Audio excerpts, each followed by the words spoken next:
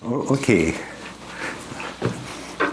So thank you, and I give these lectures, and a year ago I also did it, and the subject is not completely different, but anyway, if you start to talk, you cannot follow by the same way, so sure it will be different. But anyway, subject is vertex operator algebras and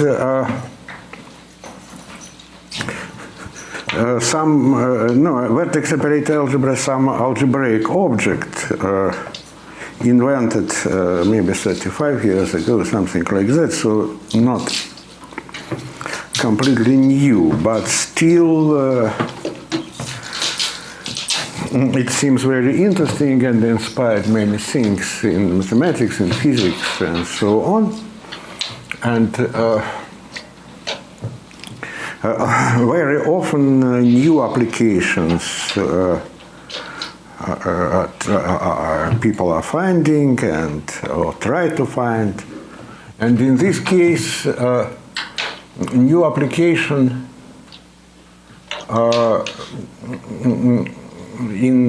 from the physical point of view, always something happening in topological field theories.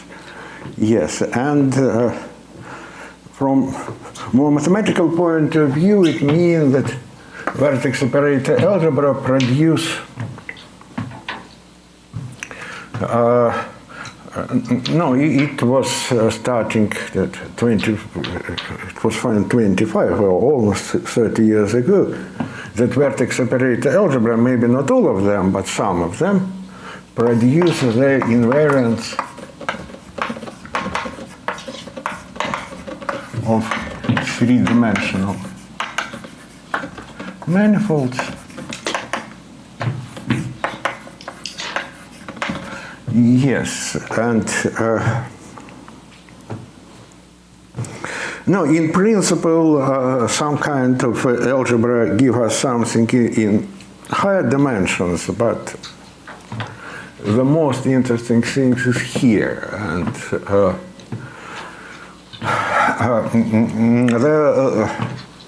a relatively new idea is what is happening if 3 really change to 4 here, and many physicists and mathematicians also, they are saying that 4-dimensional manifold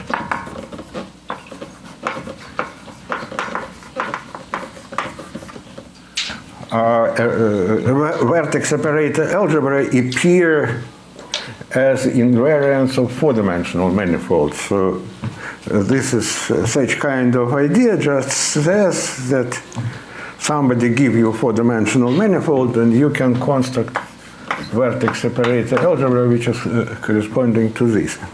It is not mathematical theorem at all and no construction, but I think now, after some time, it is maybe not common belief, but many people believe that it is possible. Anyway, what I want to talk about, starting with vertex operator algebra, and probably near the end of lectures explain something. No, first something about this, and a little bit later maybe something about this. But no, especially this is relatively new things and technically not so simple. And in the beginning, but at least I want to move in this direction and explain maybe in a way some details of what we want to reach. But in the beginning, such kind of course has to be elementary, no, in some sense, elementary, and I do not expect real knowledge about vertex operator algebra, but I think many people know but I have to fix terminology and maybe explain how I understand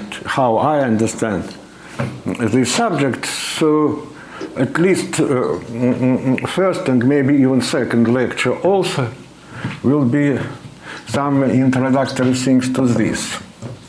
And so let me start with in some sense from the very beginning of a story. So the simplest example of vertex operator algebra is algebra of fermions or some version of Clifford algebra. And we will use such kind of algebra in many concrete constructions, so it is good to start with this. As algebra, not as a vertex operator algebra, and I also want to say that real mathematical definition of vertex operator algebra is complicated, and not very complicated, but at least long. And I do not want to discuss it at all. I want to go from examples from simple example to more complicated example. Maybe it is the simplest one. No, as algebra, it is what? We have to take generators psi I, generators psi I star. Here parameter I belongs to Z, and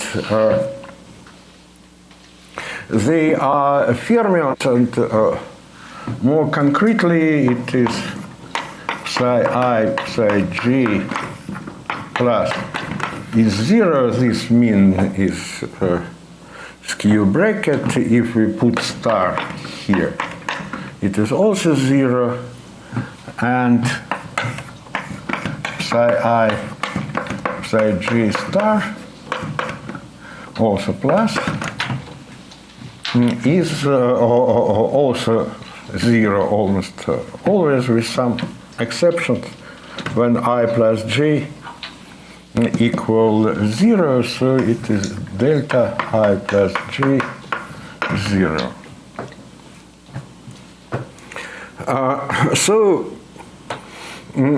This is just Clifford algebra, nothing from vertex operator algebra here, but very soon I explain this, but this is Clifford algebra, and the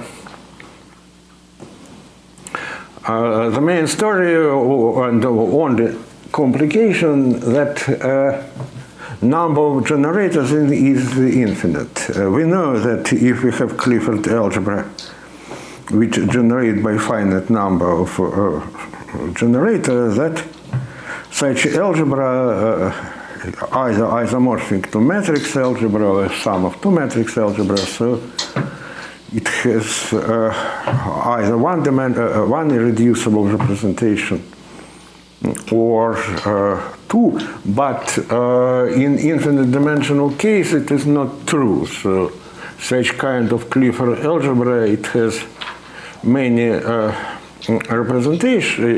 irreducible representation, and it is good to consider this algebra and special choice of irreducible representation, and this irreducible representation let us denote by V, because on the language of vertex operator algebra, this is a vacuum representation of this algebra, and the definition of this V is following. First of all, it contains some vector which is V small, and it is calling vacuum vector, and this vector is cyclic, and we impose that psi I V is 0 if I is bigger than 0, and psi I, no, maybe like this, it is not, does not matter right now. V is 0 if I is bigger than 0.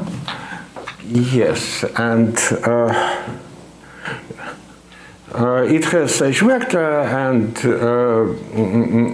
all representation can be understood as induced representations. So my algebra is this, and the subalgebra which killing highest weight vector is this, this and that, and the representation is induced one, and so V is it is rather evident that I can apply to V what? I can apply psi minus 1, psi minus 2, and so on, and I can apply psi 0 star because psi minus 1 star, and so on, and all this I can apply to V, and this is my representation. You mean polynomial ring of supersense? This is polynomial ring in supersense. As the algebra, this is Grassmannian algebra because this is does not affect the yes, and so this is just our representation, and then what is going that if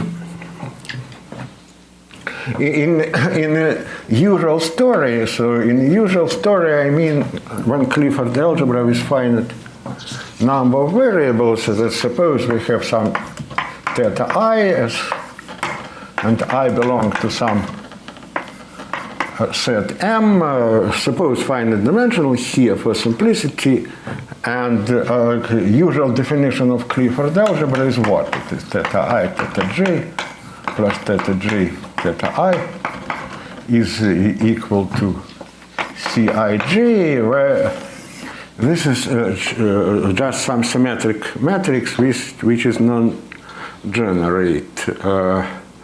And Clifford algebra are corresponding usually to in some choice of some quadratic form on a space of generators.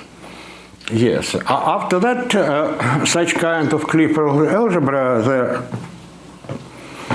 how usually people, the most common usage of Clifford algebra is what?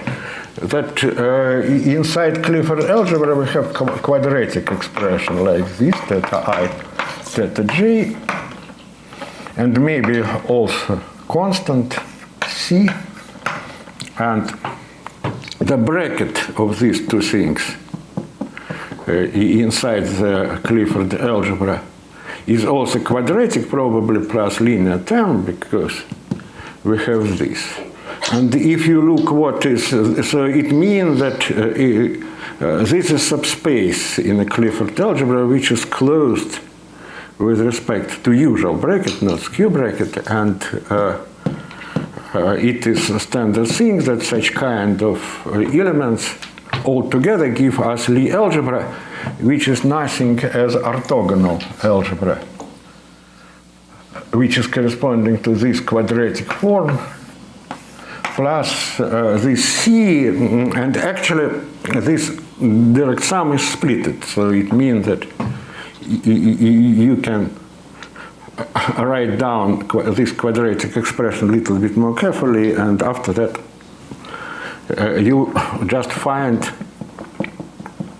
the orthogonal algebra. And no, the same thing is here. So it means that if we consider just quadratic things like psi I, psi j, psi I star, psi j, and psi I star, psi j star, and also this is the same situation, and we expect and really have that such kind of expressions, such quadratic things, give us the representation of orthogonal algebra, but orthogonal algebra, we will understand it by the following way, that psi I, it will be convenient to identify the space generated by psi I will be convenient to identify with Laurent polynomials, more or less by usual way, that psi I is corresponding to the I here. And this is also good to identify with z inverse times dz over z. So this is this is the space of Laurent polynomials, and this is the space of one forms. And our quadratic form, which we are talking now, is live on this direct sum. And so what is this? Scalar product of two elements here 0, scalar product of two elements here 0, and if we take function from here and one form from here, then fw is equal to residue in 0 of f times w. So this is now our consideration become little bit more geometric or algebraic, I do not know, but at least we expect that orthogonal group, or Lie algebra at least, it is Lie algebra, acting on this space, acting in this representation, we also, and yes, I want to say that it is really true, and orthogonal algebra is acting in V, but important point is that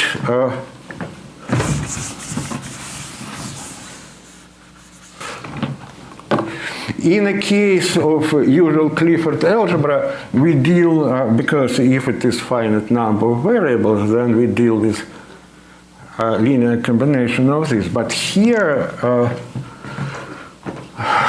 because the infinite number of variables, though we can ask, can we admit or work out with the infinite combination of generators here?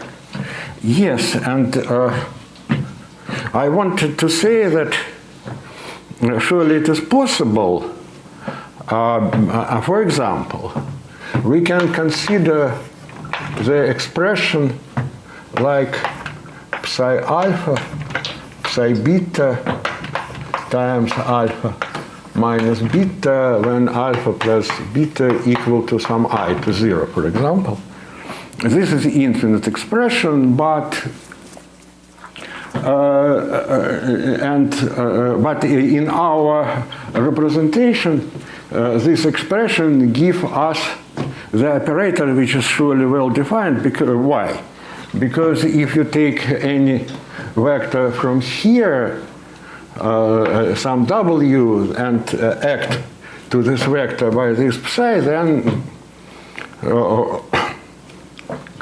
almost the psi where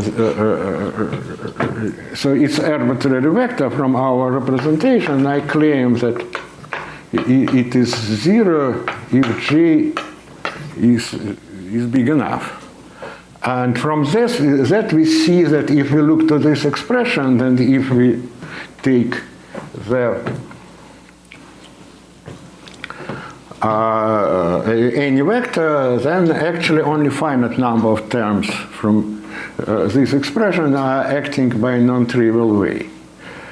So it means that this expression is well defined, and because we go to vertex operator algebra business, let us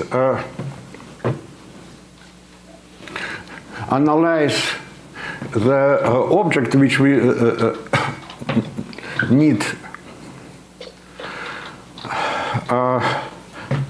Okay, we will do it, but let me finish about this orthogonal algebra. That such kind of quadratic expressions like this, if we put, it was alpha beta here, alpha minus beta, and alpha plus beta equal to some j. So here, this is typical element from my orthogonal algebra. It is quadratic, and why not? And in principle, we have more like that. We can put here some polynomial in alpha beta. No, because there's Q commutative that if we take this polynomial like alpha minus beta b is Q commutative, then this also gives us well-defined operator, and it is an element from our orthogonal group. And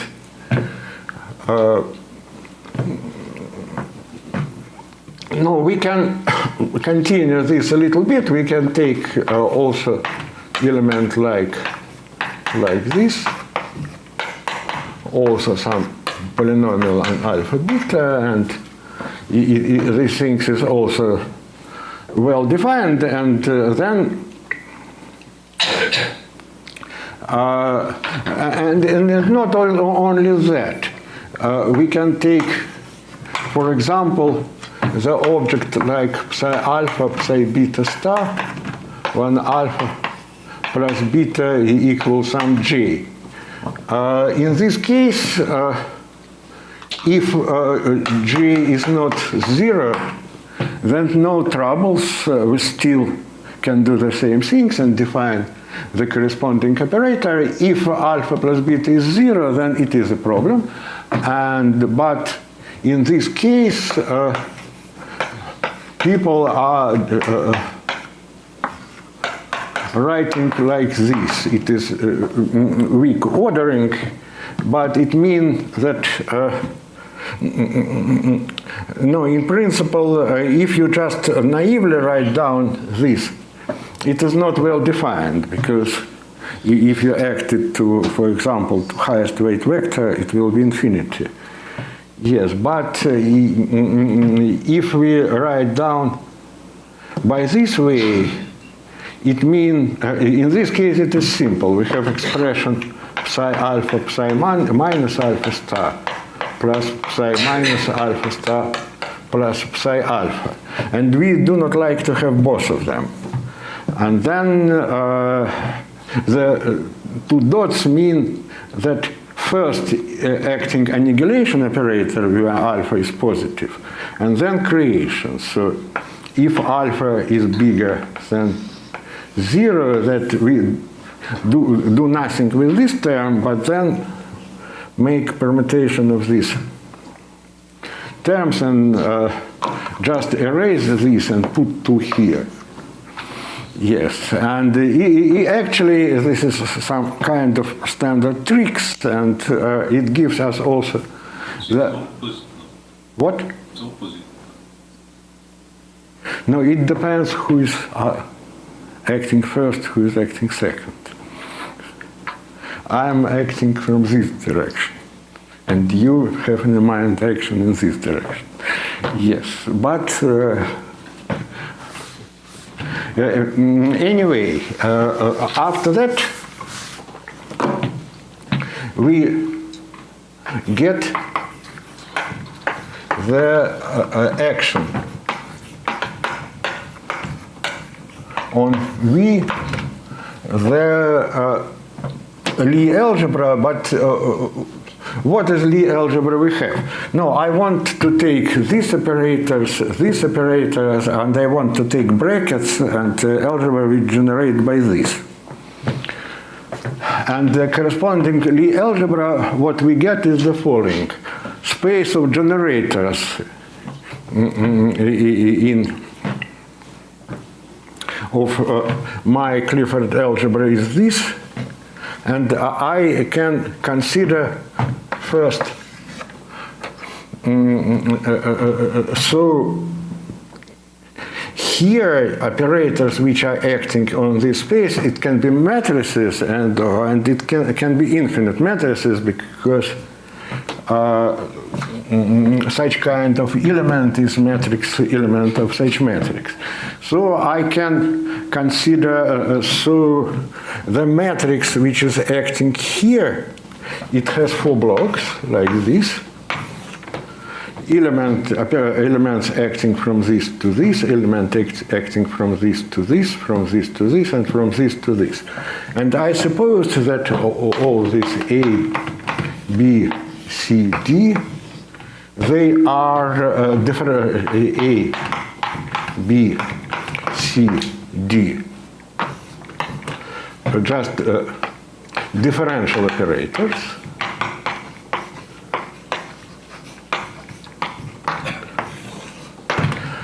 And surely I want this whole object belong to orthogonal Lie algebra. It means usual things. It means that D is minus adjoint to this, and B and C are symmetric differential operator, and such Lie algebra is acting in my space, but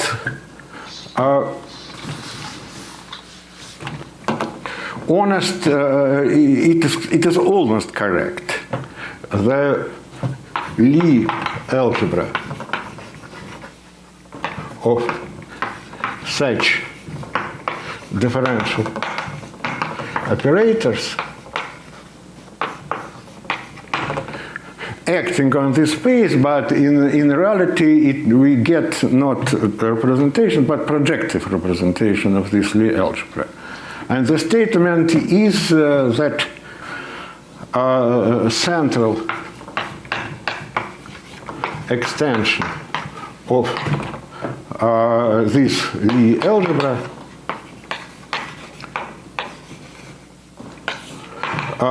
acting on my space. About the structure of this central extension and structure of the corresponding cycle may be important for me, but let me stop about this business, so I do not introduce vertex operator algebra, but let me say about first geometric usage or application of this. Yes, first, in my case, I can generalize this a little bit. Let me take a vector space, finite dimensional. Suppose this vector space be, let us denote it by some way, maybe W. It is finite dimensional vector space. And what I want to do my generalization. It will be still Clifford algebra, but I change this. Now this space will be bigger. I take W times C, the inverse, plus W times W star times the inverse, and the same factor dz over z here. This is bigger space, and I can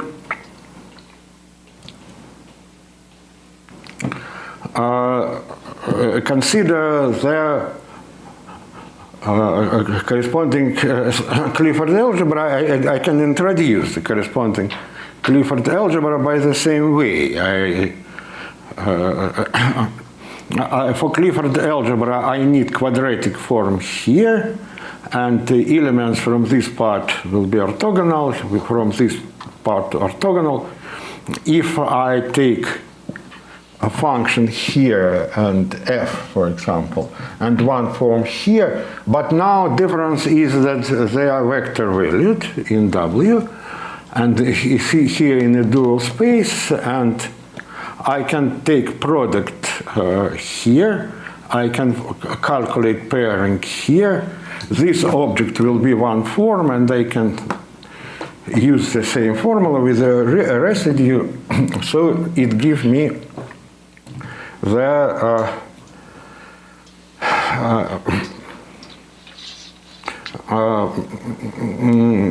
space with quadratic form, so I have vertex operator algebra. And from the point of view of such fermions, it means that I have additional indices here, so alpha here and alpha check here.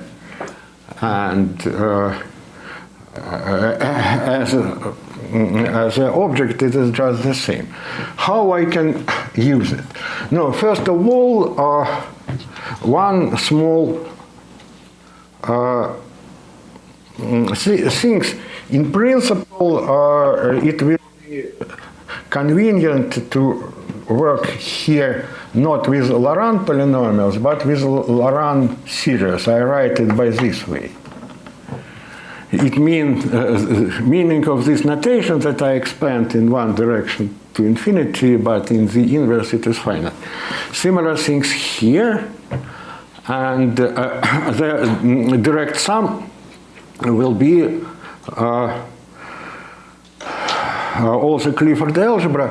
And by the way, I can do it because even here I have such W, and if I write infinite sum of psi I alpha I, then this sum can be infinite surely, because it is, if I want this sum really acting in my representation, I need alpha I be 0 if alpha is small enough, because positive modes are acting to any vector by 0, and it is a construction of my representation. Yes, such kind of changing is good for localization. Now,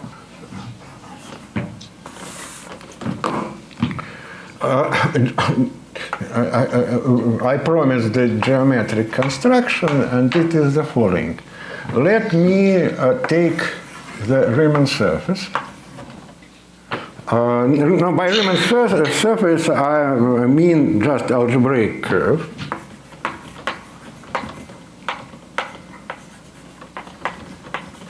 Let me fix some point here, but not only that. I need not only a point, but let me fix maybe psi. It will be a finite dimensional vector bundle.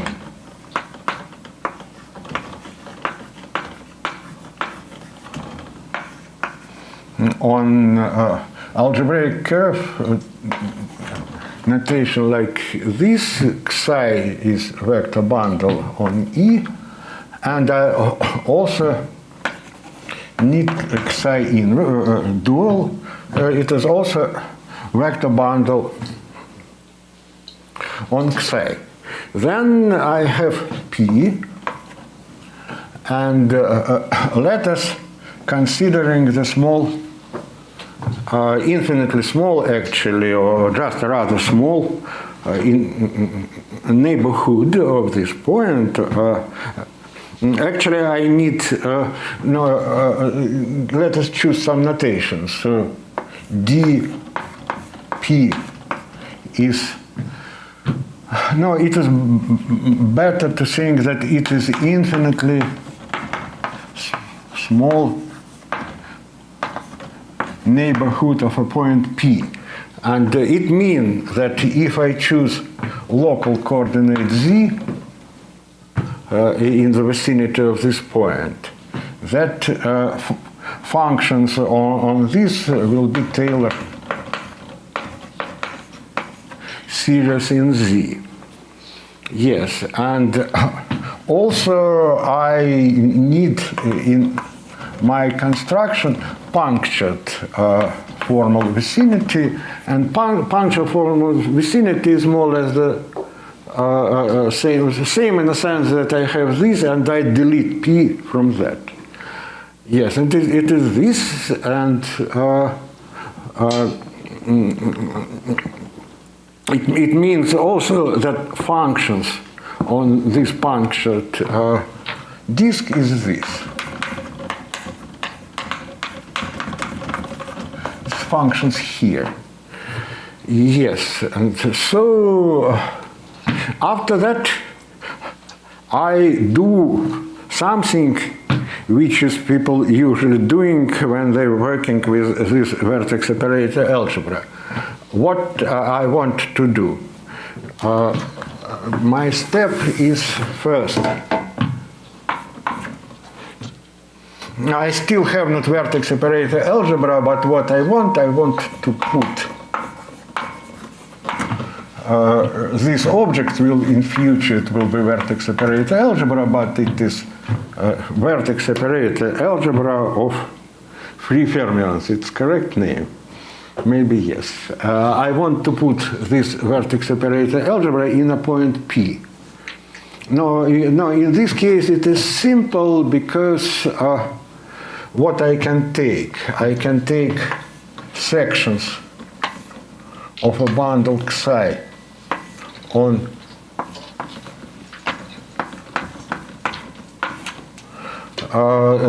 gamma is notation for space of sections, and if we trivialize Xi, surely because we can't trivialize Xi in the small vicinity of a point P, and this can be, after such trivialization, this can be identified with this, where W is vector space, has the same dimension as dimension of Xi.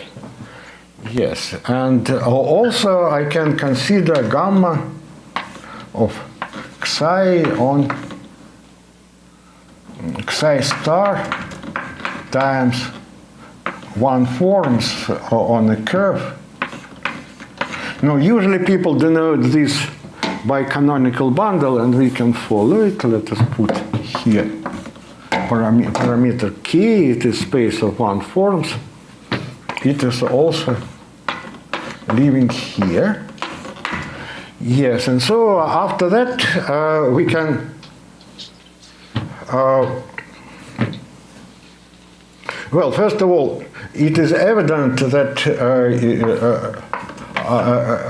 our Clifford algebra is generated by sections of this times section of Xi star times k, and all this we have on punctured disk, so it is like this, and on this space of section, which is nothing like that if you choose trivialization and local coordinate, and we have naturally defined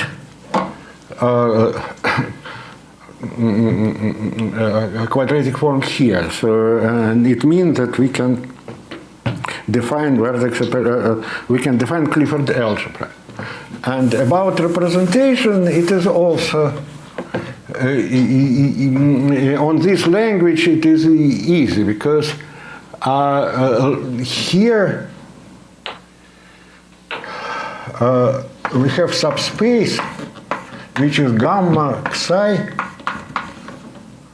plus psi star times k. Yes, and this is sections on, so whole space functions on punctured disk, and here we have subspace which is just function on just disk, so we do not admit poles.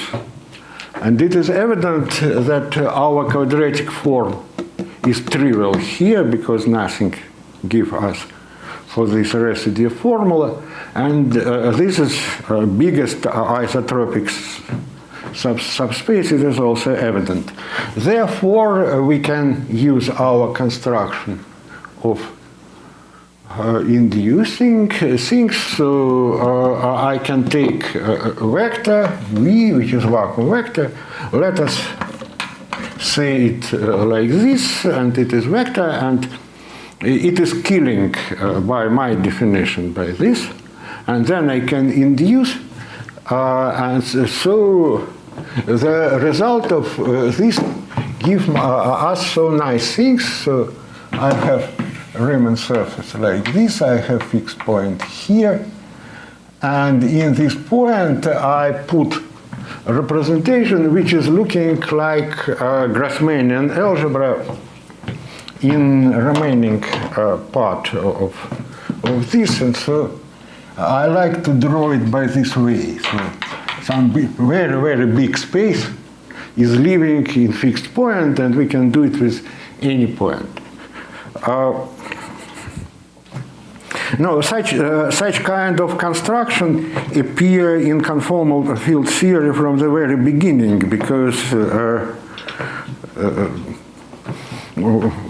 what actually is going. So on their language, I mean the language of physicists who started to do it, in the point P, they put something what they called field. And then after that, after some kind of,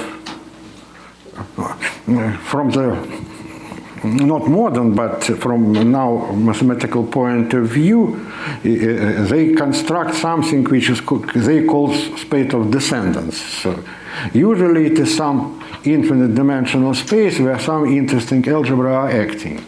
In this case, in this point, we have space where this Clifford algebra is acting. And so again, what structure we have? We have one-dimensional complex manifold, a Riemann surface.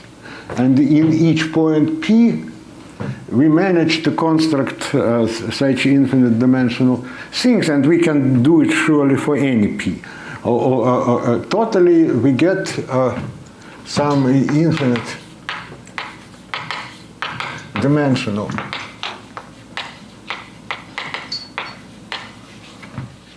vector bundle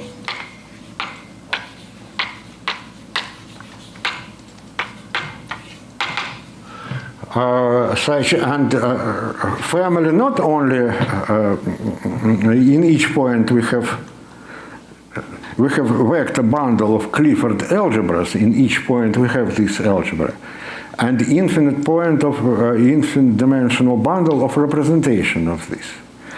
So this is our structure, but before going further, I want to present what is calling co-invariant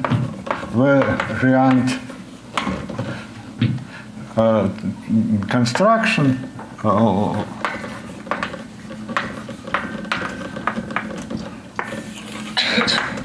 So the idea is the following, that, well, suppose we have our situation, and in principle we can even work with several points. Suppose it is P1, maybe P2, and let us put P3. Yes, and I have a representation. No, I used maybe W in two different things. Anyway, let me use it again. In a point P, I have representation, which is induced representation of corresponding Clifford in P1, and representation in P2, and representation in P3.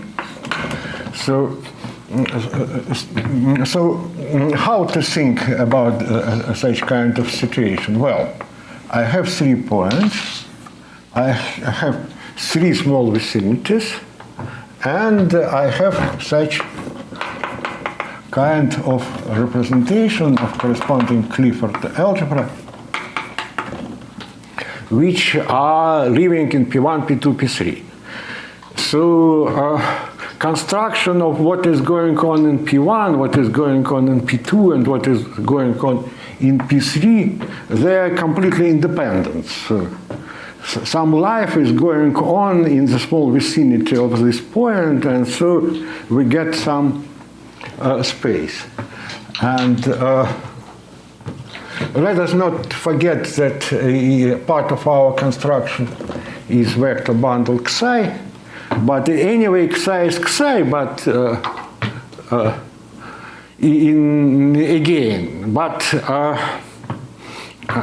next idea is that these 3 vector space can talk with each other through this Riemann surface. So we can understand it by the following ways, that something. So it was punctured disk, but it can be understood as a small circle around this point. And we can 3 of them, and our object is like this. And we can think that our 3 spaces are living on these 3 small circles, and then they are talking with each other by means of this Riemann surface. And this is a usual story in any kind of field theory, but in this special case, they are talking by a very simple way. And so what is going on? So here we have gamma of Xi. Let me improve a little bit notation. So it is Xi plus Xi star times K, and it is all in pi I. Let me be, this notation will be something maybe Ti. No, this notation I use only now. It is just to shorten this. So, and this is generators of my Clifford algebra, which is sitting in a point pi I. So I have T1, I have, let us take T1 plus T2 plus T3. Yes, and so we have quadratic form here, quadratic form here, quadratic form here. So we have quadratic form in a sum. And here I have subspace T1 regular plus T2 regular plus T3 regular. And so, well, T1 are sections on puncture disk, T1 regular function on the whole disk. Similar here and similar here. So our space W pi 1 tensor W pi 2 tensor W pi 3 can be understood as a representation of Clifford algebra, but now generators of this Clifford algebra is just direct sum of generators this, and this. And maximal isotropic subspace is here, and whole things is here. Yes, and I want to say that, let me erase this, that the curve define the isotropic subspace here.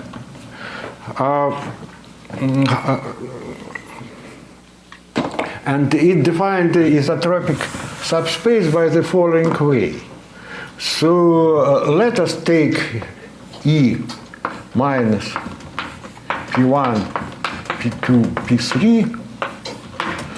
Yes, and let us consider sections of this here. So what is, no, I write it psi on E minus P1, P2, and P3. And also I can consider gamma of psi star times k also on E without these 3 points, P1, P2, and P3. So what is this? They are just sections of my psi, which is on E, but I admit poles only in P1, P2, and P3. Outside no poles, and these things are regular there.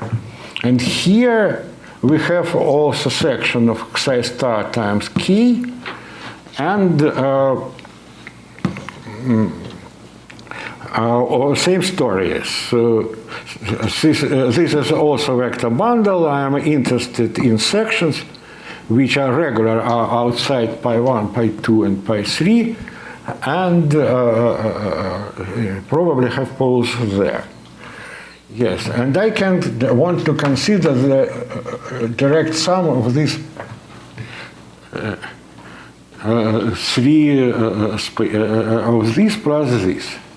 And I want to say that this direct sum can be embedded into T1 plus T2 plus T3. And how? No, it is clear. For example, if I have element from here, suppose G, I can consider the expansion of this G here, here, and here, and take a sum. And after that, I will get generators, some.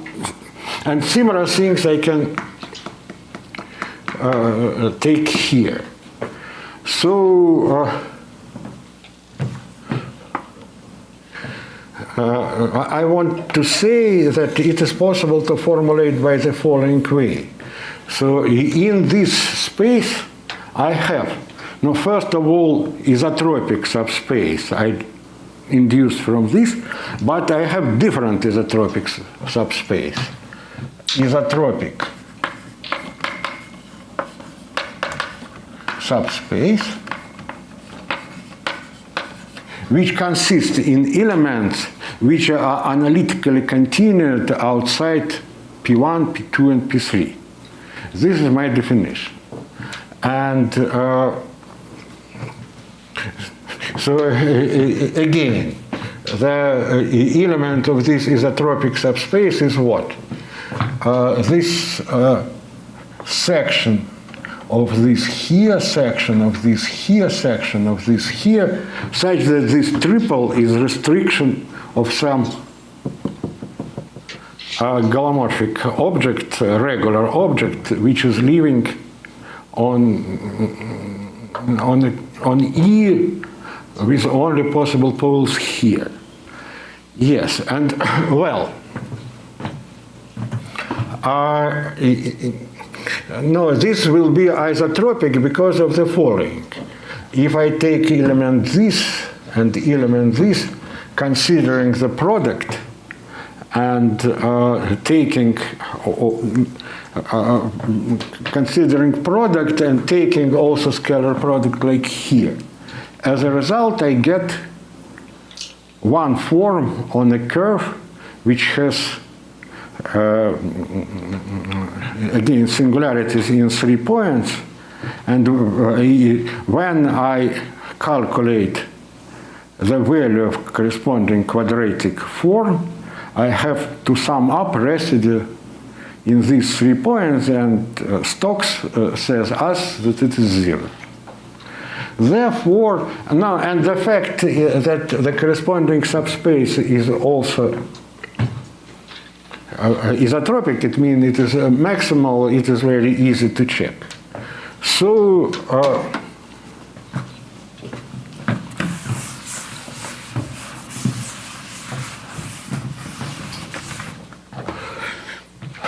what we have now, that a curve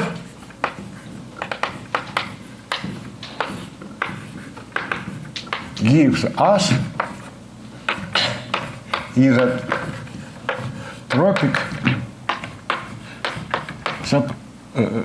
subspace, and no, in principle we have a map from modular space of curves with some structure to the space of isotropic subspace. Anyway, I want to determine how these 3 W are talking with each other, and before that, let me say the following. No, maybe I say it by the following way. Proposition or no, actually it is almost trivial, but it is important.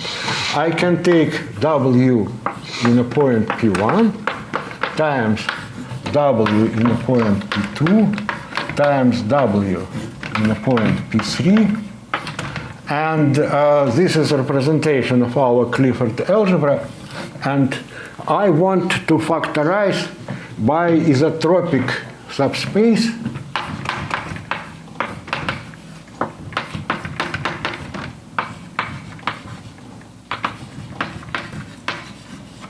which I construct using my algebraic curve.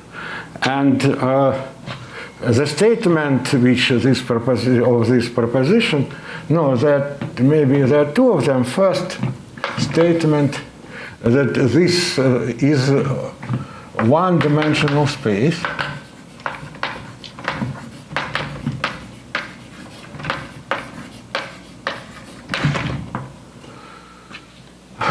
No, the fact that it is one-dimensional space, it surely follows from the fact that this space is isotropic. If you have a representation of a Clifford algebra, and if you take isotropic space, then corresponding quotient is one-dimensional, and this is just happening here. And second part of this statement is a little bit more algebraic geometry needs for formulation, that this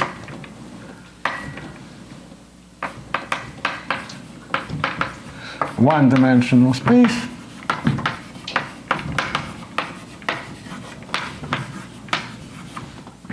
is, no, it has a name. And this name is a fiber of so-called determinant bundle.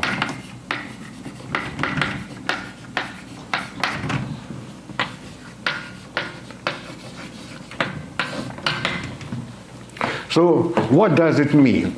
It means the following, that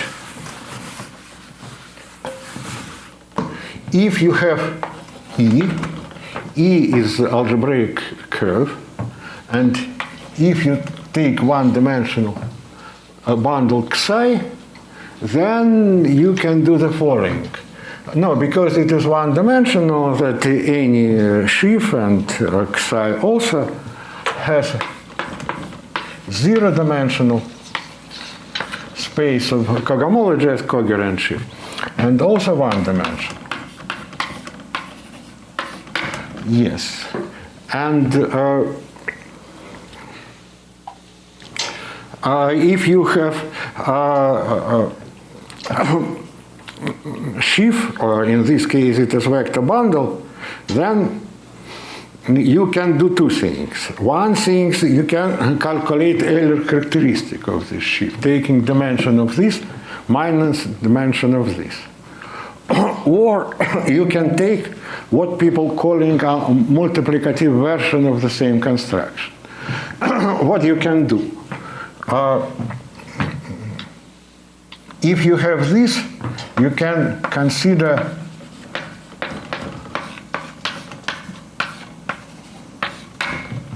what is this? So if you have vector space, you can consider exterior power, first, second, third, and the last one, this is when this number is equal to this dimension. Yes, and after that you can do the same here.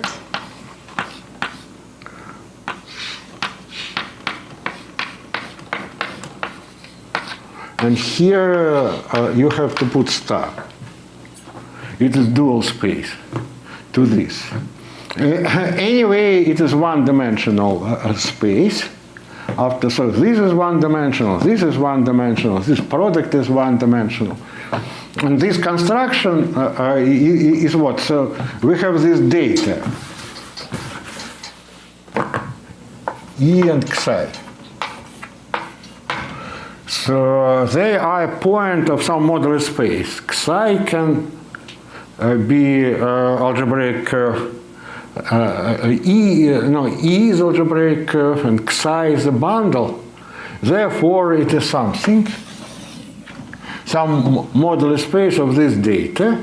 I can take element here and construct one-dimensional space by this way.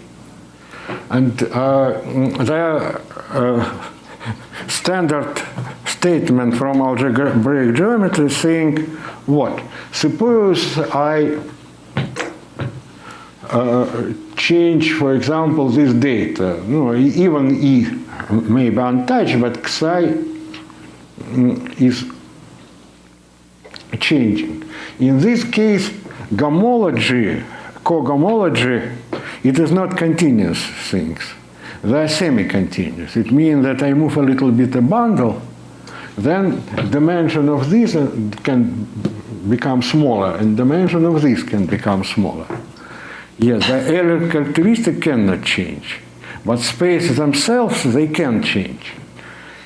But this is similar to Euler characteristic in a sense that this and this can change when I move Xi. But this tensor product changing continuously. No jumping, nothing. No, it is one-dimensional, but in principle it is not immediately obvious that if I move Xi that it is changing continuously, but it is. So they give us one-dimensional vector bundle over this data. And what we get It is just this. And no, my time surely restricted in a sense, and 5 lectures is a big period, but nevertheless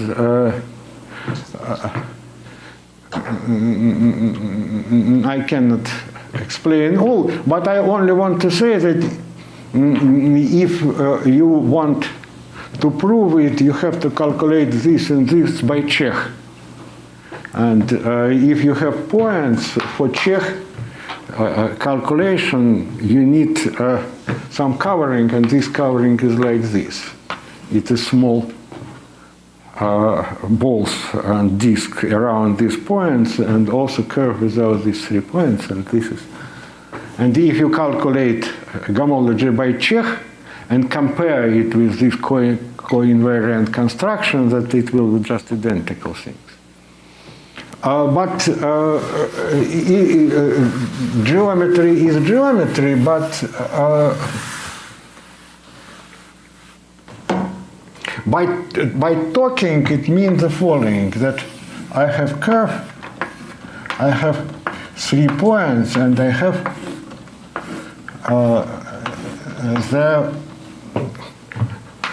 WP1, WP2, and WP3. Yes. And so if our construction is what? It is acting to map from this to one-dimensional space. No, because space of co-invariant is one-dimensional, so I can go here. So it is the map from this to the space of quotient. It is one-dimensional space. So if I take some vector here, A1, some vector here, A2, and A3, then the product is surely a vector here, and by this way it is going to one-dimensional space. Such kind of construction, it means that again I have something here, something here, something here, and I can correspond to this A1, A2, and A3 element of one-dimensional space. Such kind of element is calling usually correlator of A1 and A2 and A3. And really it means that this A1, A2, and A3, they are talking with each other through this Riemann surface and give us element from one-dimensional space, and it is important point of and standard ingredient of any construction with vertex operator algebra. Now we have this, and now one main idea is that we are working here with a very simple object, with this Clifford algebra. But the world of this vertex operator algebra is very rich, and I want to construct more complicated examples, and let us return to my so I have psi I have psi I star, and I have a representation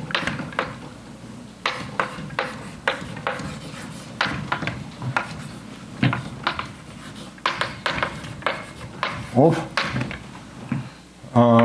this Clifford algebra, which is induced representation, and so on. Now let me determine the notion of correlation, also correlation functions, but in a little bit more understandable or more concrete way. So in order to do this, let me write the following. First of all, this let be summation of psi I times z minus I. This is just a formal expression or generating functions. Yes, and what I want to do, I want to make to explain meaning of the following. So suppose I have V is a representation of this, and I denote representation by W, and let V be vector from W. Yes, and we check B vector from W star. What is star we will fix a little bit later, but about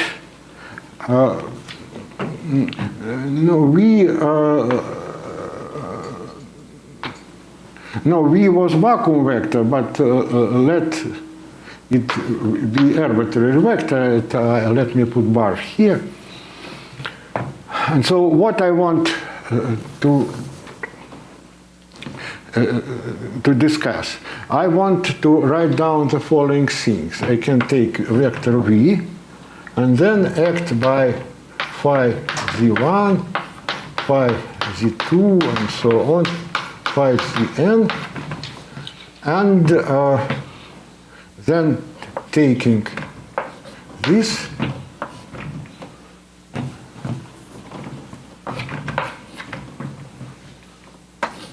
so what is this? This is vector, this is co-vector, it is living in a dual space. Yes, and now what is this? And now each phi is such kind of series, therefore the corresponding object will be the series in Z1, Z2, and so on, Zn. What we can say about this series? That such psi, they are skew commutative, therefore these things will be some function in Z1 and so on Zn, which more or less by the evident way, it has two properties. No, because they are skew commute, that this is skew commutative things, and because the evident property of our representation, I mean that such psi, which where I is bigger than something acting by zero to any vector, then the results are saying that this f is a skew commutative Laurent polynomial.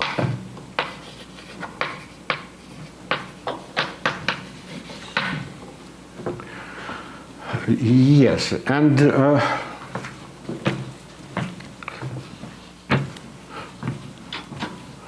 then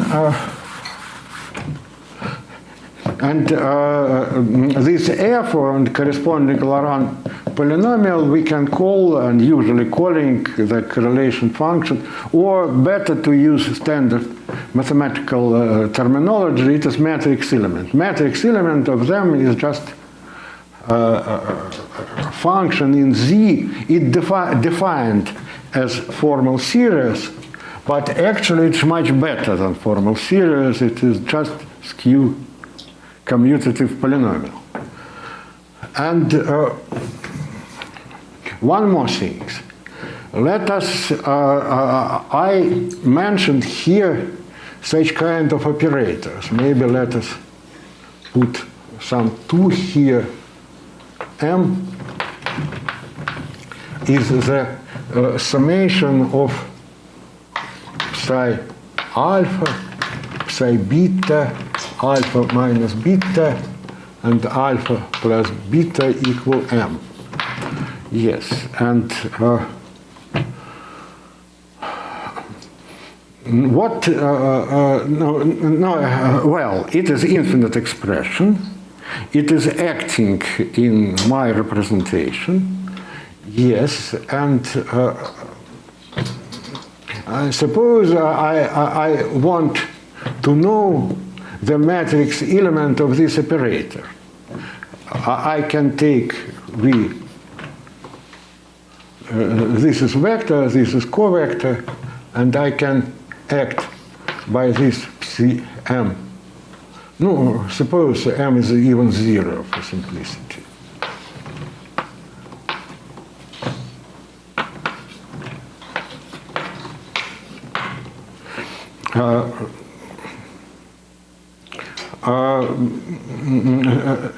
And the point is the following, that such kind of things can be easily found if we know this F. Basically what? That I can take psi Z2, psi Z1, and here V. And as I'm saying that this is skew symmetric function in Z1, Z2, and if I want to find this, what I have to do? So it is skew symmetric function, so it is possible to divide it to Z1 and Z2, then substitute Z1 equals Z2, and I get a function in one variable. And then I can expand it and take, I don't know, 0 or 1 Fourier component of this function. And it gives me just this. And I want to say that this is more or less evident because of the following. So, but what is this? Naively, or even not so naively, how I can write? I can write psi z times psi prime z. And I can consider this as a formal product. But if I write down this by this way, and if I write down this by a similar way, and just write what does it mean that expansion of this in Z give us this such kind of elements. No, because this is what? This is sum of psi I times Z minus I, and this is sum, it is possible up to sine psi I also Z minus I, and the main problem what we mean by derivative. Yes, and if derivative it is d over dz, then it will be just this. Yes, and after that, if I have product and expand it in I, it gives me just this expression. Yes, so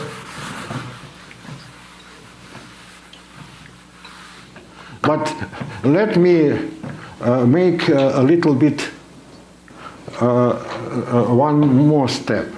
Let us consider the following things. But here I want to write this.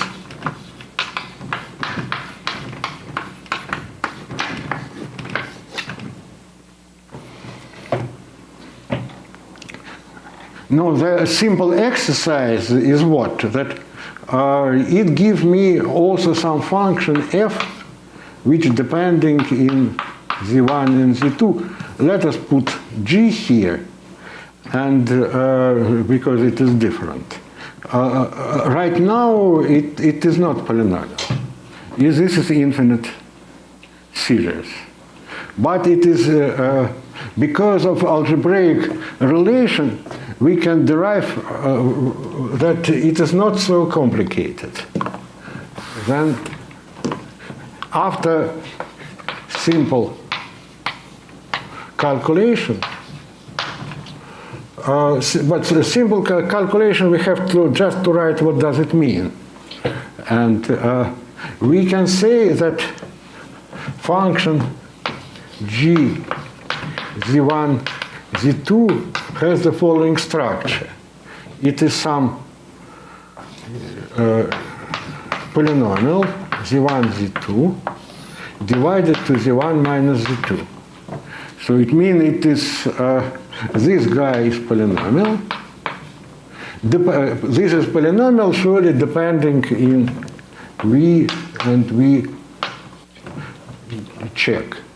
Yes, and it can have pole on the diagonal, but this pole not so.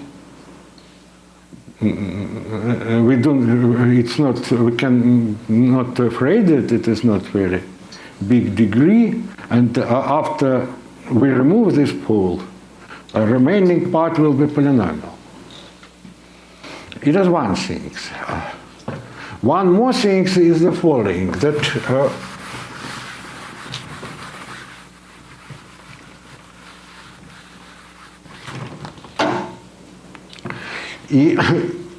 no, if you believe me that I have vector and covector.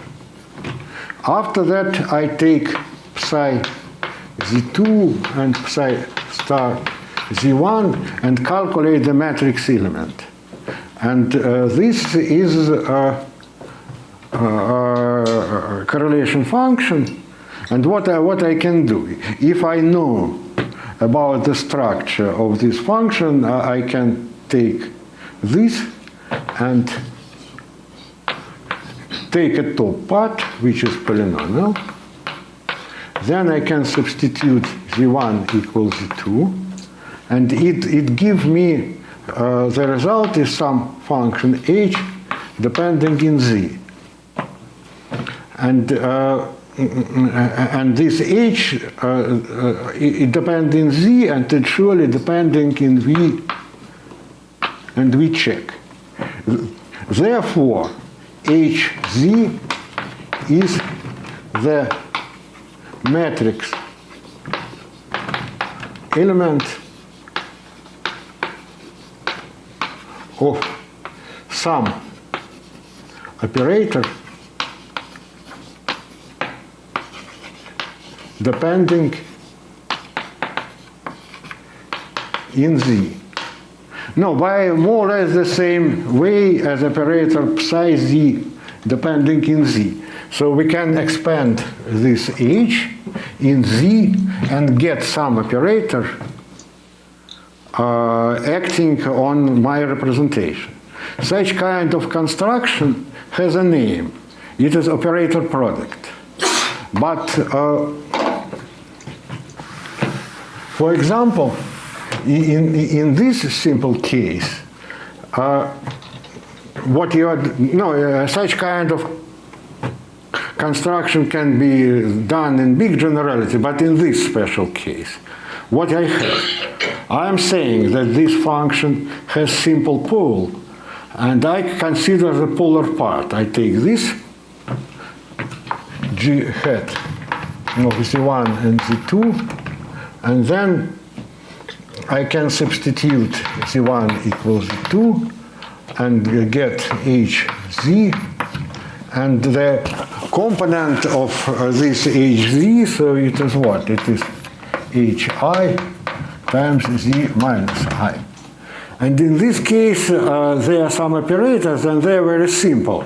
In this case, h0 is just identity operator.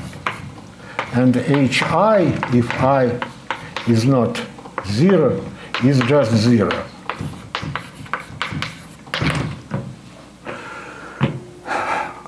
And the logic of vertex operator algebra saying is what?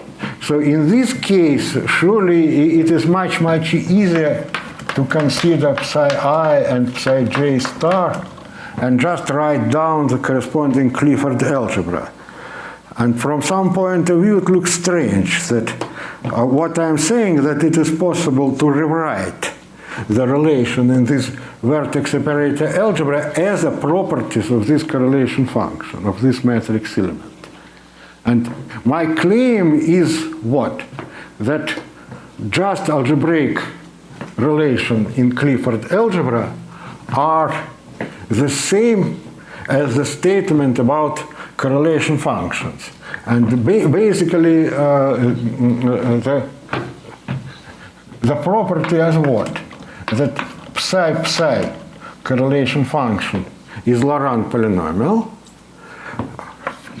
Psi star correlation function, it is two-point correlation function. If this number of z is only 2, is also skew commutative Laurent polynomial. And psi star is, as I said, something which is satisfied property which was there. And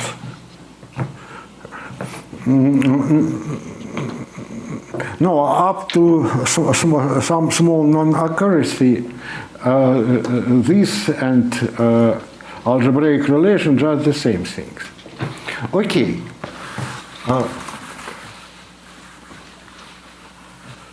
Now,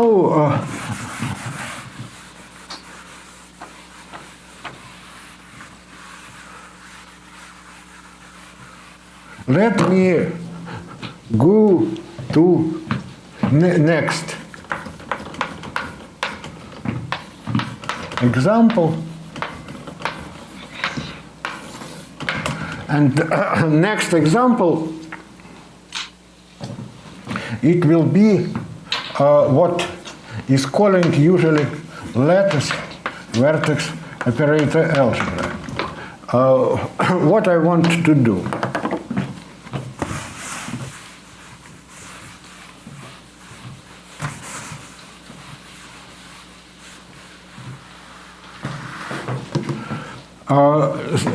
Next simplest example will be the following.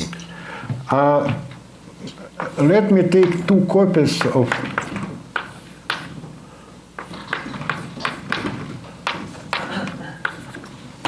and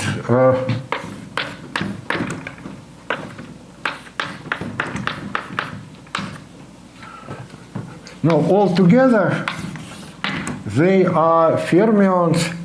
And we have indices. No, it's better to put one here also. They are a Clifford algebra which appear in what I'm explaining.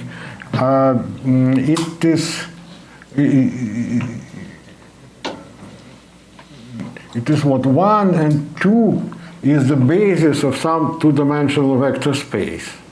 So it means that I'm talking here about C2 times C z inverse, and also C2 star times C z inverse times dz over z. Yes, then what? And we have representation W of this Clifford algebra, which is defined before. And now in this representation, I want to consider some operator. For example,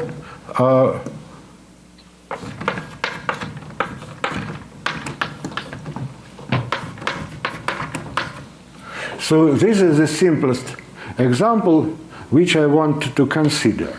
Now, first of all, what is this? Let us denote this element by Ez.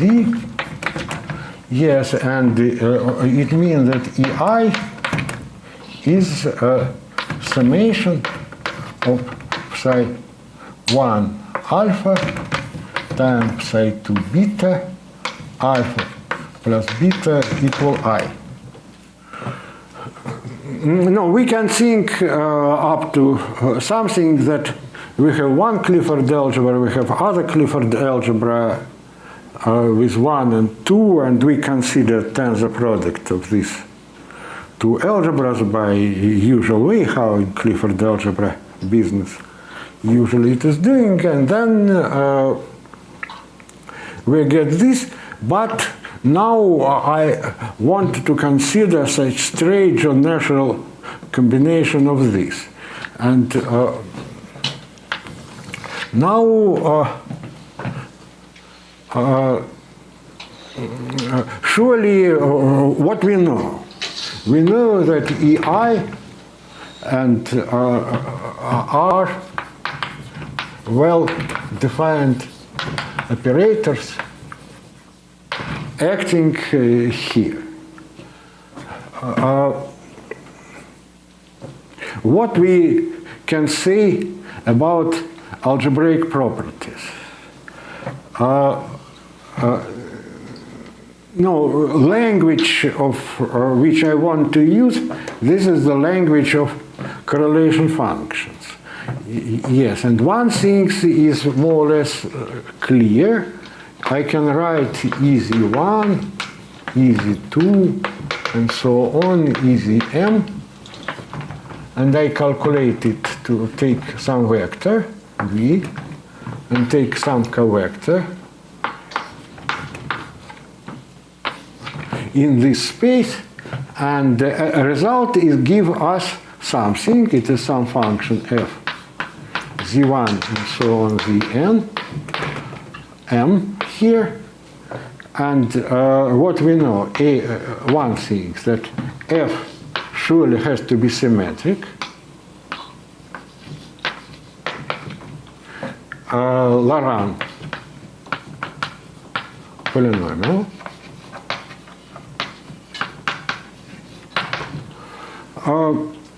No, this is why, because these two are skew symmetric, and but this thing is quadratic, that surely E z1 commute with E z2. So it is clear that it is symmetric. The fact that this is a Laurent polynomial, this is because it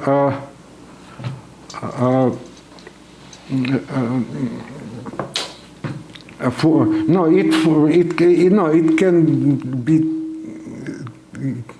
you can see it by many ways. One way, because you know it for one psi, it is just skew symmetric, and in this case it is easy to see that this thing is Laurent polynomial.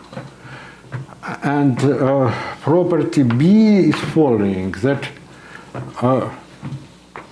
function f of t1 and so on tm is 0 if ti equal tj. And actually this is why, because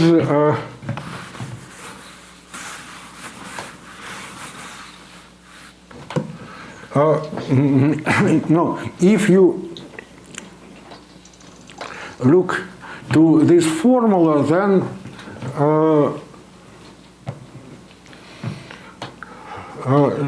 first what we can calculate is we check here and write down this with 1, phi 1 z1 and phi 1 zm. Well, they are acting in my space, but we return to my previous situation. So this thing is some function. Maybe it will be g1, or z1 and so on, zm. And as I said, this function is skew symmetric and also Laurent polynomial. If I replace here 1 by 2, then we get also skew symmetric Laurent polynomials also in m variables. But now my E is a product. So again we return to the same statement, the same trick and so on. if I want to find this, and if I know this and this, what I has to do? I just has to take product G1, Z1, Zm times G2, Z1, Zm. And the corresponding product will be just this.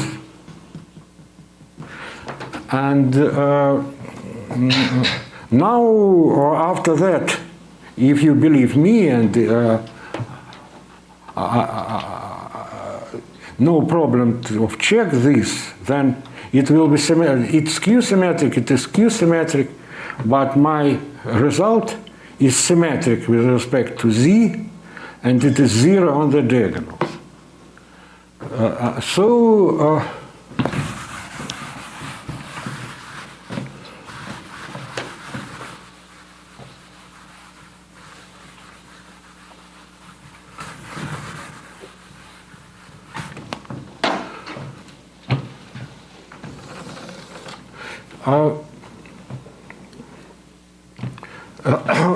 The next things which I want to discuss. Well, I have this psi1 z psi1 star z psi2 z psi star 2z, and again, I am playing with correlation function, but in this case, I considered product this to this. I can also considering product this to this, this to this, and this to this. And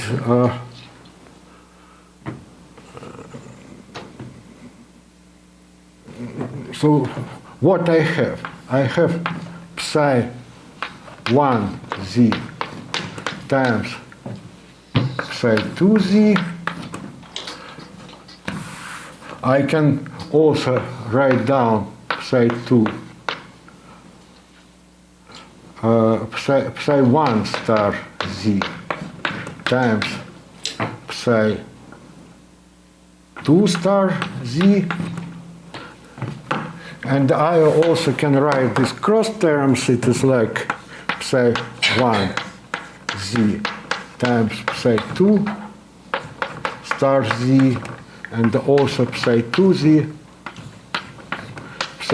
times psi 1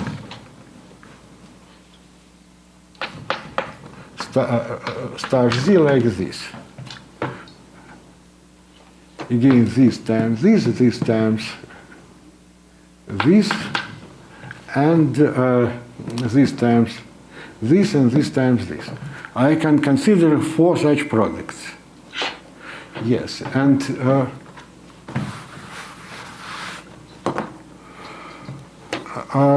no, actually, by this construction, so this is a rather well-known construction, and I want to say that by this way we get algebra which probably you know, and this algebra is GL2 hat. But this I want to discuss a little bit later, but now let us look what we have. I have psi this, which is easy, and I have this, which is FC.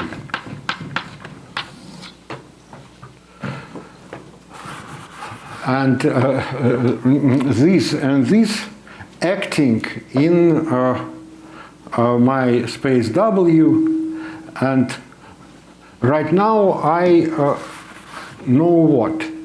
I know that EZ z1 is z2. No, I know. What I know now is following: that Ez is some operator. It is commutative. It means that all Fourier components are commutative, and I also know that this is 0. No, this is just the fact that corresponding correlation function is 0 on the diagonal, but in terms of components, it means the summation of E alpha, E beta is 0 if alpha plus beta is equal I. This is what I know now. And what else? Now let us look here. So it is F, and about F, I know the same things, that Fz square is 0, and the summation of F alpha, F beta, alpha plus beta equal I, is also 0.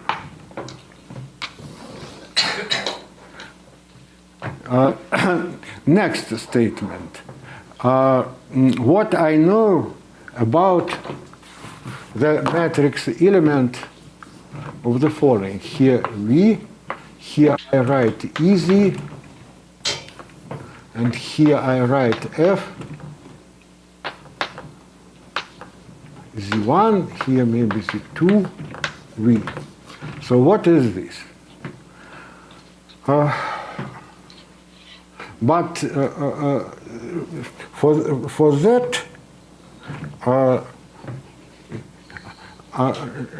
I know that easy in terms of generating function and just no. Let me use this definition and let me just rewrite it. It is psi1 z, psi2 z, and fz again is psi1 star z, and here psi2 star z.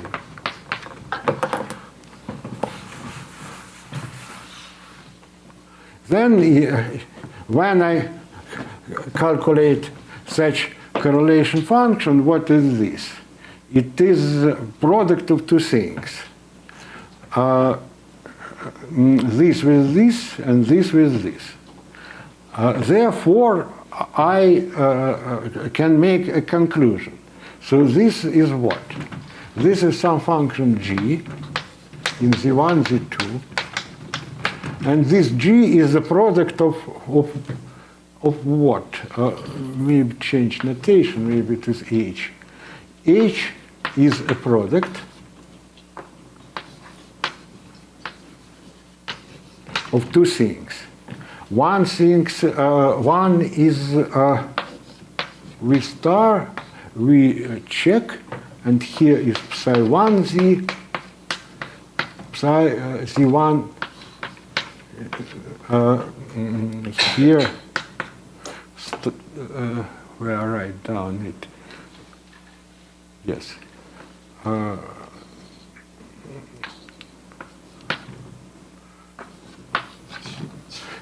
And it has structure z1 minus z2 and some g here, z1, z2. And the same is if I put 2 here. So this function is the product of these two. Therefore, it has a form z1 minus z2 square. Yes, and something in the top.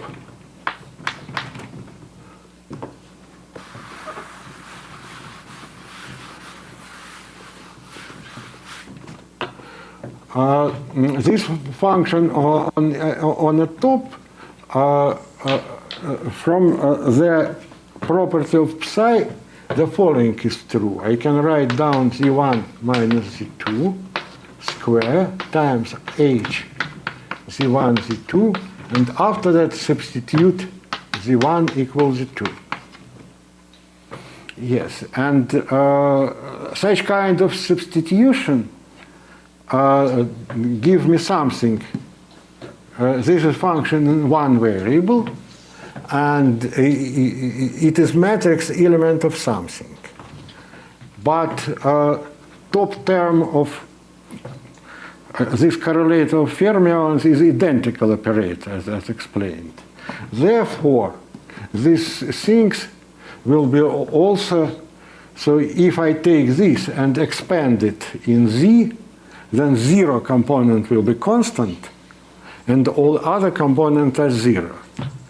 So this is first things, and after that, what I can do, this is first property, and the second property is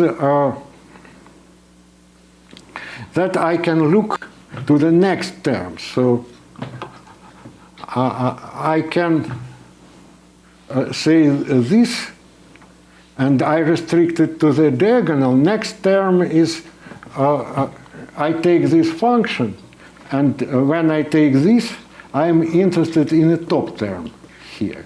But I can consider the coefficient in front of z1 minus z2 here. And it gives me also some operator which is not very complicated to calculate. Because, well, I have some time, but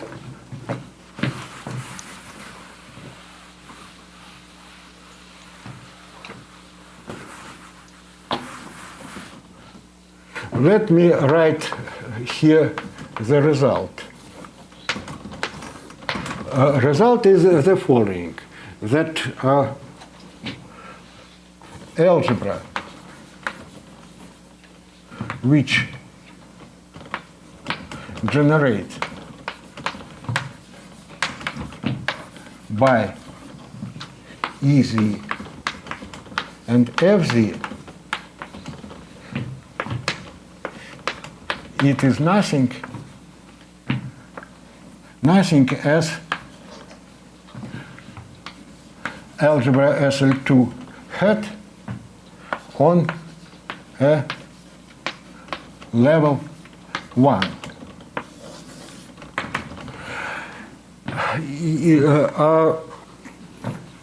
I explain a little bit later the meaning of what is written here.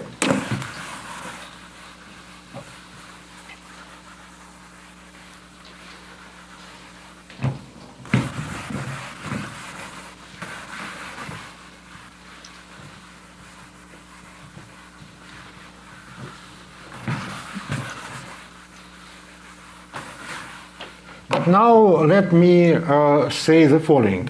What I want to determine is the notion of, not like this, it is later, but notion of lattice vertex operator algebra. So what is this?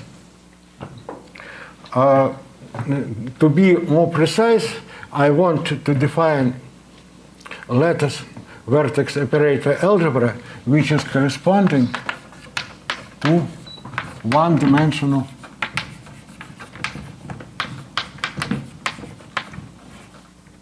lattice.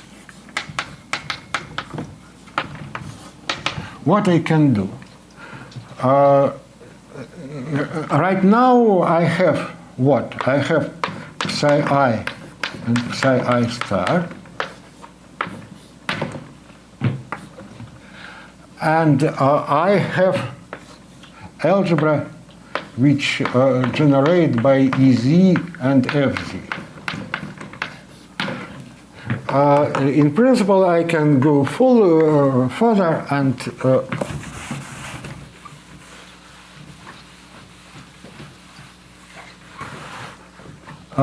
construction is just is going by the same way. I have to take psi, where I put it, psi 1, psi I star 1, psi I 2, psi I star 2. And I can take psi r n, psi I star n.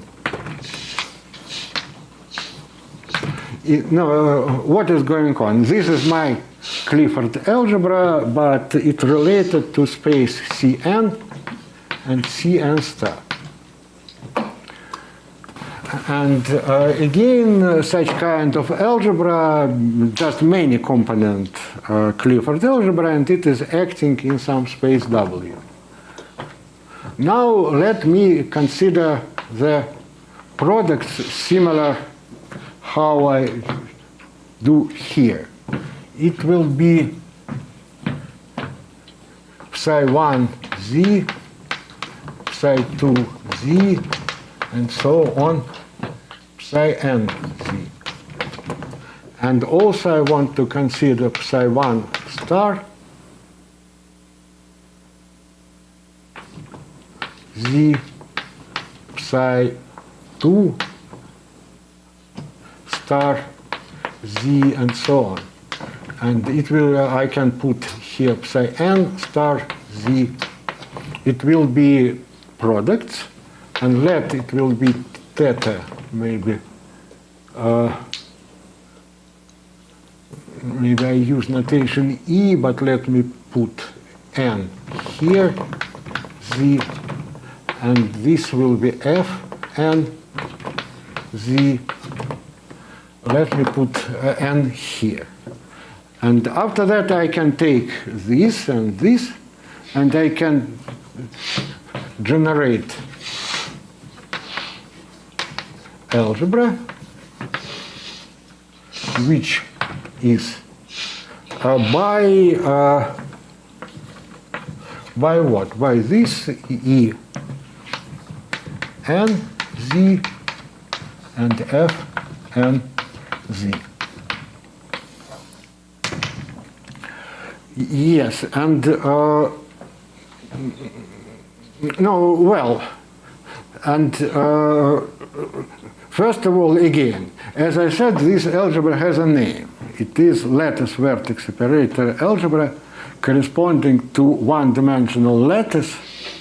And one-dimensional lattice, it is lattice living in one-dimensional space with quadratic form, and the length of generators of lattice, square of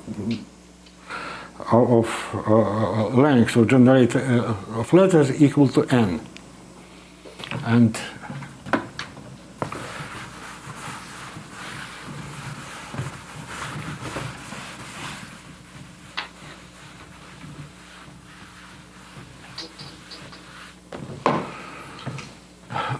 yes, so no, my definition right now seems not to be extremely handleable. It is just algebra which generated by something. And that, as I said, it is simple case here, little bit more complicated things here, and something which is not clear what who never did with this for generic n. Well, but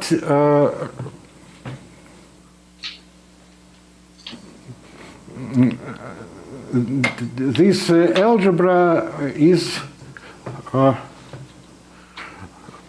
no, let me formulate something about this algebra, but maybe before that.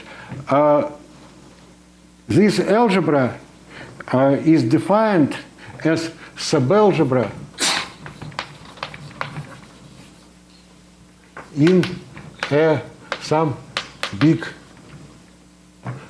Clifford algebra.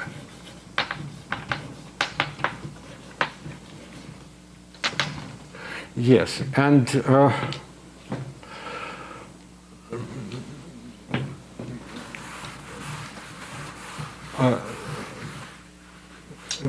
Yes, and first, what I want to say that this algebra has irreducible representation, which is just no. I can take irreducible representation of Clifford, act by this algebra to a highest weight vector, and I get irreducible representation of this algebra. Now my next step will be I want to construct this algebra a little bit more explicitly, and I want to construct the algebra and representation by more explicit way. Right now, because it is almost time to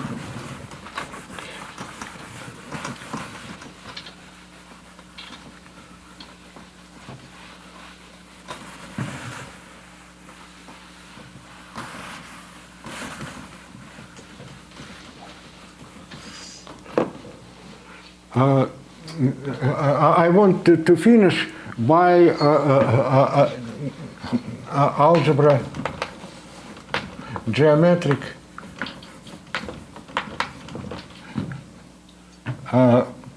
property of this algebra, which I explain in tomorrow. And the property is following. Well, I said that if I have a Riemann surface, and if I have points there, and if I'm talking about this case, I can put a representation of my algebra into any point, like this, this, and this, and define the correlator. Correlator, it means that, again, I can take representation here, representation here, representation here, and calculate the co-invariants by some way.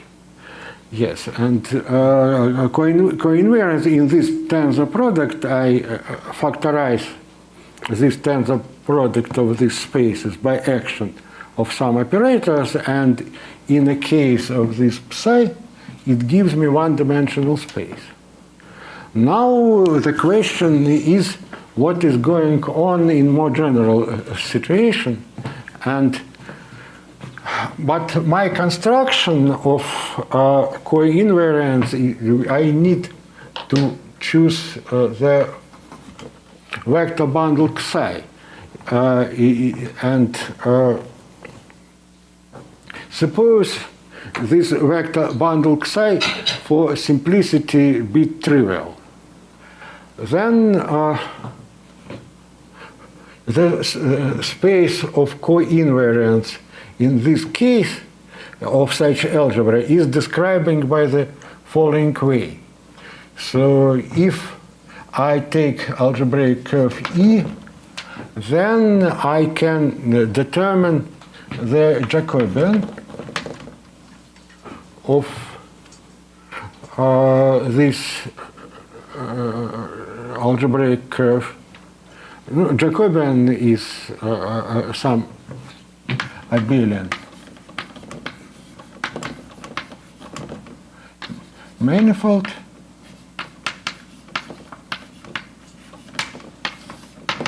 Yes, and on this Jacobian, from the algebraic geometry, we know that on Jacobian it is some special divisor which is calling theta divisor.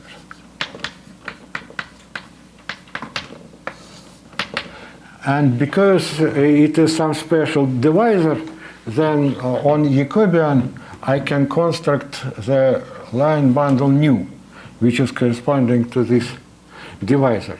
And then if I fix this number n, I can consider this vector bundle and write down eta times n.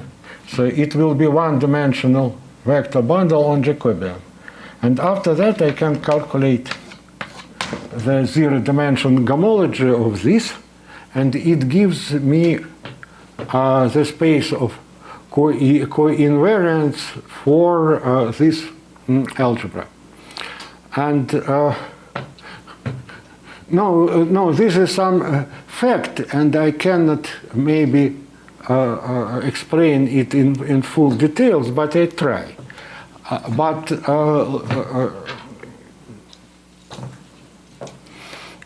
Idea here is the following, that if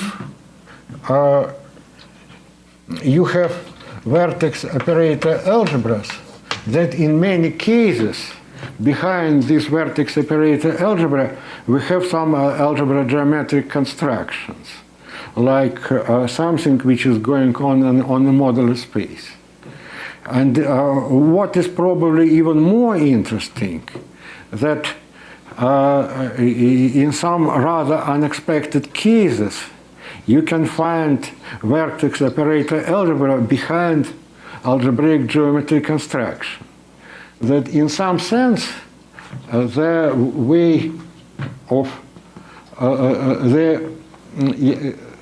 this construction, I mean the way of construction of Jacobian, theta divisor, and some special line bundles there.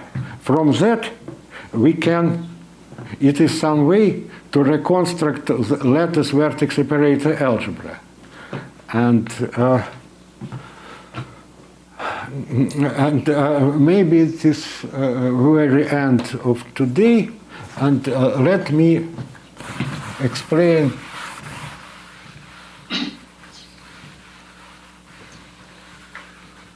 what I will talk tomorrow. So maybe one half of my tomorrow lecture will be the following. I fix n, and so if n is equal 1, and I'm talking about just Clifford algebra, then irreducible representation can be realized in a space of semi-infinite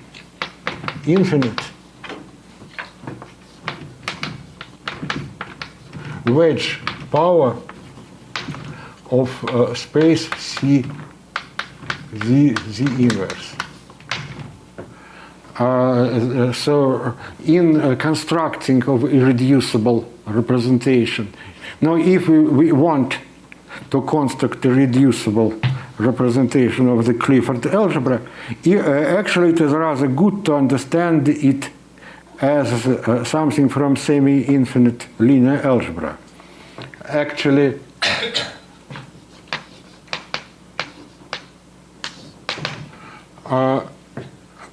for n equal 1, the irreducible representation of the Clifford algebra is the direct sum of the following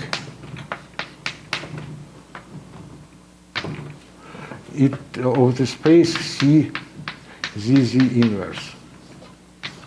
So I take infinite dimensional vector space, then I considering and define tomorrow the semi-infinite exterior power, and in this space our Clifford algebra is acting. But such structure of representation even more important than the fact that Clifford algebra is acting. Then if n is bigger, if I consider E, N, Z, and F, and Z. In this case, irreducible representation of the corresponding vertex algebra can be realized by similar way, but we have to say and determine the generalization of this. It will be some kind of nice construction, and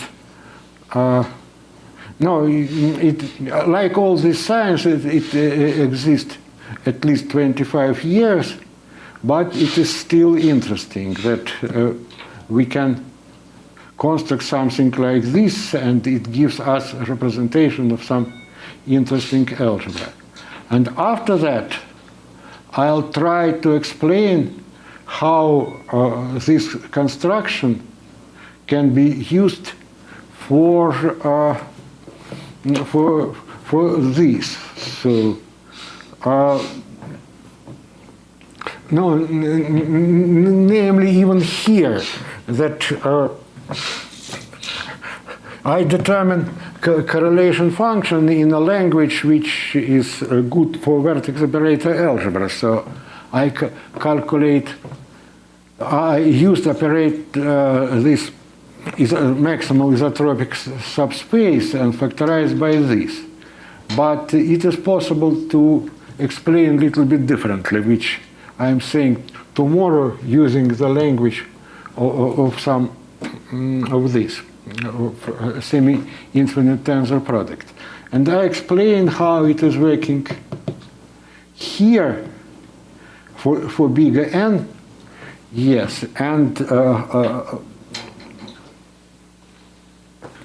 how we can recover this. Maybe it will be enough for tomorrow, but also then I move to calculation of the character of corresponding representation of these such algebra and similar one, and then maybe I go to Lefschetz fixed point formula and so on. But it will be tomorrow and lecture after tomorrow.